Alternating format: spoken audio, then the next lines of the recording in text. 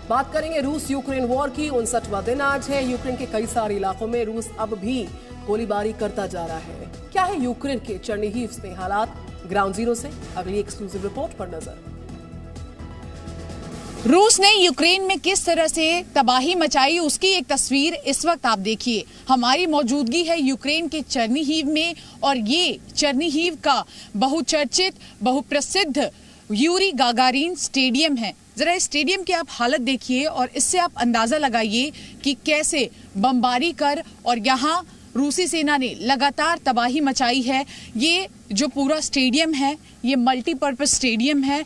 यहाँ पर फुटबॉल खेला जाता है, इसके अलावा ओलंपिक की तैयारियां कराई जाती हैं और कई अलग अलग तरह के जो रेस है वो भी यहाँ पर किए जाते हैं। ज़रा आगे बढ़ के आपको तस्वीरें दिखाने की कोशिश करेंगे कि किस तरह से इस पूरे इलाके को तबाह कर दिया है रूस की सेना ने। और लगातार यहाँ के लोग ये सवाल पूछ रहे हैं कि आखिर हमारे साथ ऐसा क्यों किया गया? जब दो सेनाएं लड़ रही थी तब हमें क्यों निशाना बनाया गया? ज़रा ये तस्वीरें आप देखिए। यहाँ पर लोग बैठकर मैच देखा करते थे, लेकिन आज इन कुर्सियों की आप हालत देखिए। और ये कुर्सियां ही नहीं बल्कि पीछे का ये जो इलाका आप देख रहे हैं, इस पूरे इलाके में लोग बैठा करते थे और यहाँ पर बैठकर मैच देखा करते थे। हालांकि अब यहाँ पर इस पूरे इलाके को दुरुस्त करने का काम किया जा रहा है, लेकिन कितना समय लगेगा किसी को भी नहीं पता। और ये बेलारूस की सीमा से सटा हुआ इलाका है। आपको बता दें कि जब हम यहाँ पहुँचे थे तब यहाँ पर पहुँचने में काफ़ी परेशानी हो रही थी, क्योंकि तमाम जो ब्रिज हैं उसको पूरी तरह से तबाह कर दिया गया, इसलिए हमें दूसरे रास्ते से यहाँ पर पहुँचना पड़ा।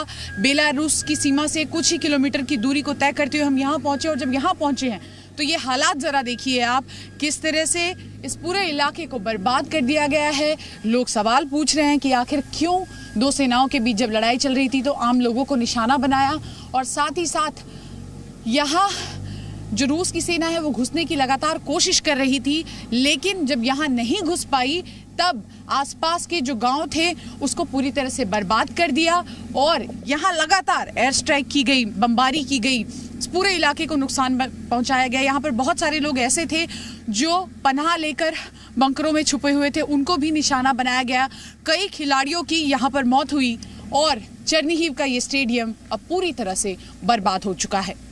कैमरा पर्सन शेखर के साथ शिवांगी ठाकुर, जी मीडिया। बेलारूस की सीमा से सटा और यूक्रेन के उत्तर में बसा चर्निहिव इलाका किस तरह से बर्बाद हो चुका है उसकी एक तस्वीर देखिए।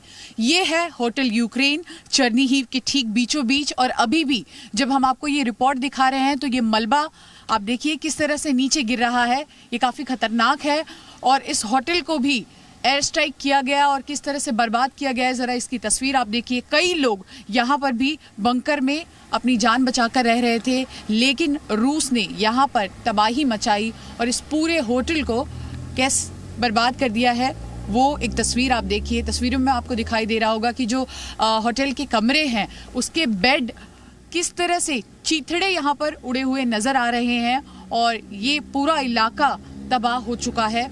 चर्निहिव में भी काफ़ी बर्बादी मचाई गई थी रूस की सेना की ओर से और अब ये इलाका यूक्रेन की सेना के तहत आता है। उन्होंने अपना कब्जा यहाँ पर वापस ले लिया है, लेकिन इस पूरे इलाके में जो बर्बादी मचाई गई है, रूस की सेना ने जिस तरह से इस पूरे इलाके को नुकसान पहुँचाया है, ऐसे में एक बार फिर से यहाँ जीवन पटरी पर कब लौटेगा ये सबसे बड़ा सवाल है।